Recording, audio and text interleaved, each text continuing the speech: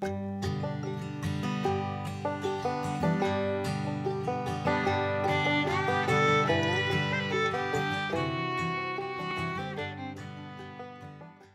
the Lord. For today's devotion, Joshua chapter 7 verse 13. God says, "Take away the sin from among you."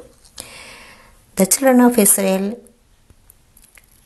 conquered the city of Jericho according to God's command without using any weapon. The next city to conquer was the small city called Ai, and they went to conquer the city, but they failed miserably. So Joshua went to the Lord and asked him what was the reason why it happened. Joshua started blaming God. Then God says, "Take away the sin from among you." Chapter 7 verse 1, we read that the children of Israel committed a trespass in the accursed thing. For Achan, one of the tribe of Judah, took the accursed thing, and the anger of the Lord was kindled against the children of Israel.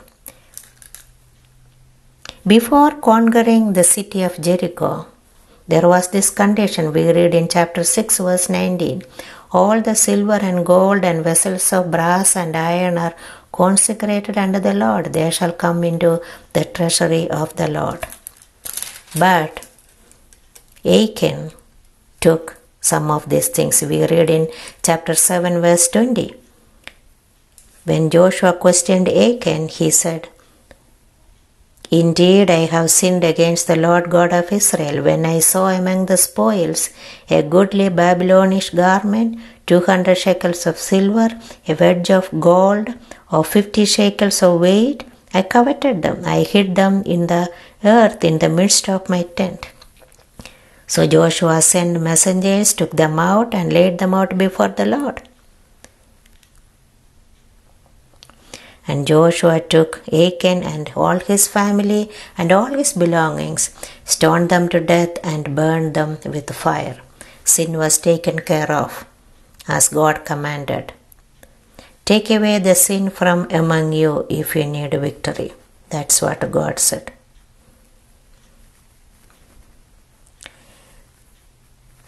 Chapter 7 verse 10, God said, "Get thee up, Joshua, wherefore liest thou thus upon thy face? Israel has sinned. They have also transgressed my covenant which I commanded them. They have even taken of the accursed thing." Therefore the children of Israel could not stand before their enemies. Up and sanctify the people. Sanctify yourself against tomorrow. There is an accursed thing in the midst of thee, O Israel.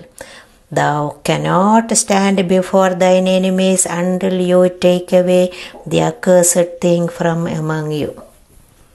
So Joshua did exactly as God commanded. Sin was taken care of. Sin was dealt with. Achan faced the consequences. He and his family were stoned to death.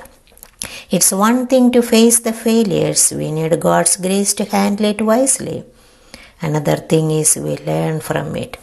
There are 3 reasons why they failed. Number one, self-confidence. They won Jericho easily. They thought they could win Jericho. They thought they did win Jericho by their own effort. But they didn't do anything except a few shouts and a trumpet blowing. God gave them the victory. We are most prone to self-confidence when God gives us victory.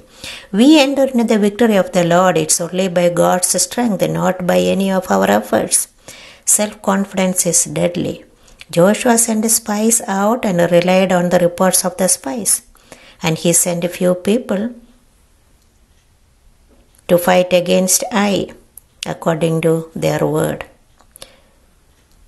Joshua trusted in human wisdom and calculations. Proverbs chapter 3 we read, "Lean not unto your own understanding." We can only find victory in Jesus. Romans chapter 7 verse 18 we read, "In my flesh dwells no good thing.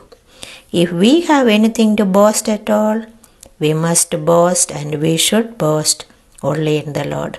Second reason for their failure was prayerlessness. Joshua did not go to Lord before the battle in Ai. With all the excitements of previous victory with Jericho, they forgot the God who gave them the victory. This happens to us also.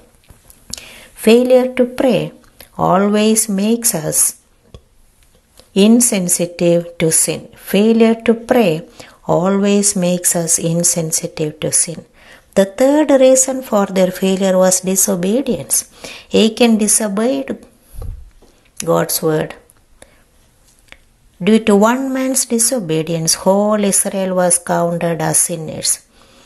God said in verse 11 of chapter 7, Israel has sinned. It affected the whole community. How we live affects other people. So sad that others suffer because of our own sin. Romans 5 verse 17, one man, Adam's sin, caused death in the world. Death entered in the world. Adam is our Achan. Death came to the earth. However, in contrast, through Jesus' death and resurrection came eternal life. There is grace from God who repent and confess the great future of promise of restoration and reconciliation. Through Jesus, the victory is eternal, and to live today is living in Jesus. Through Jesus, the victory is eternal, and to live today is living in Jesus. Amen.